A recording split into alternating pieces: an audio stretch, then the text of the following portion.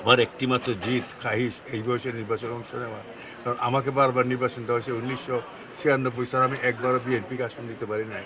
এবার আমার শেষ জীবনের এবং এই দেশের ক্রান্তি লগ্নে বিএনপির আসন অত্যন্ত প্রয়োজন। আমি বিএনপিকে আসন দেওয়ার জন্য আমি এবার অংশ নিয়েছি। আজকে আমি বিএনপির মনোনীত প্রার্থী হিসেবে সোনারগাঁও মাধবপুরে অংশ নেওয়ার সৌভাগ্য হয়ে আমার হয়েছে।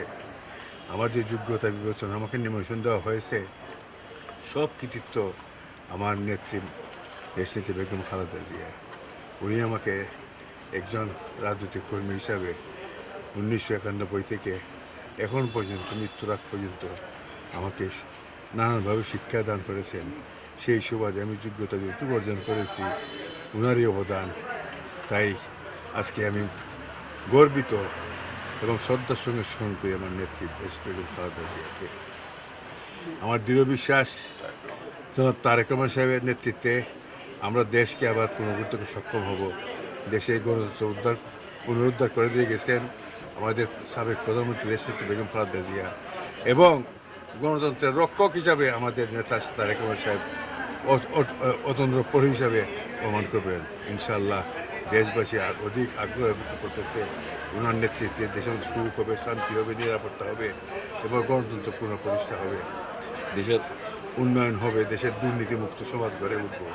আর আমরা যারা অবহেলিত, আমরা যারা ক্ষতিগ্রস্ত বিপদগ্রস্ত কর্মীরা ছিলাম, ইনশাল্লাহ আমাদের নতুন উৎসাহ উদ্দীপনা দেশের জন্য, দেশের সুখের শান্তির জন্য, উন্নয়নের জন্য আমাদের নিজেকে আত্মনিয়োগ করব। আমার ব্যক্তিগতভাবে বলি, আমার অনেক কিছু, আমার খাহিশের স্বপ্ন হলো একটাই, উনি বারবার, আমি যখন থেকে রাজনীতি করি আর উনি যখন রাজনীতি আরম্ভ করছে 1991 থেকে, তখন থেকে যতবার নির্বাচন হয়েছে শুধু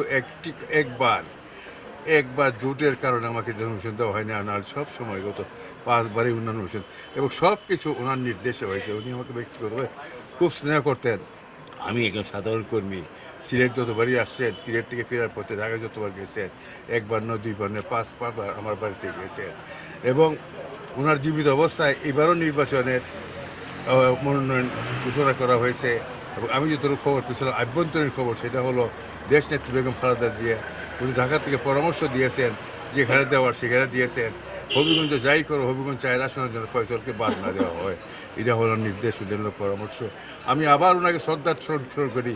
হয়তো উনি যদি না থাকতেন ওই সময়, আমি হয়তো নির্বাচনে অংশ নিব কি না সিদ্ধান্ত হয়তো আমি নিতে পারতাম, নাও নিতে পারতাম।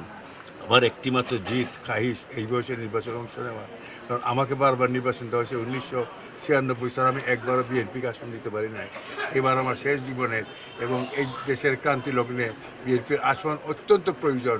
আমি বিএনপিকে আসন দেওয়ার জন্য আমি এবার অংশ নিয়েছি। আমার দৃঢ় বিশ্বাস যে গণজোয়ার সৃষ্টি হয়েছে আমার কর্মীদের অক্লান্ত পরিশ্রমের বিনিময়ে, আমার দৃঢ় বিশ্বাস শুধু হবিগঞ্জ নয়, সিলেট বিভাগের মধ্যে আমরা সবচেয়ে বেশি ভোট পেয়ে আমরা জয়ী হব।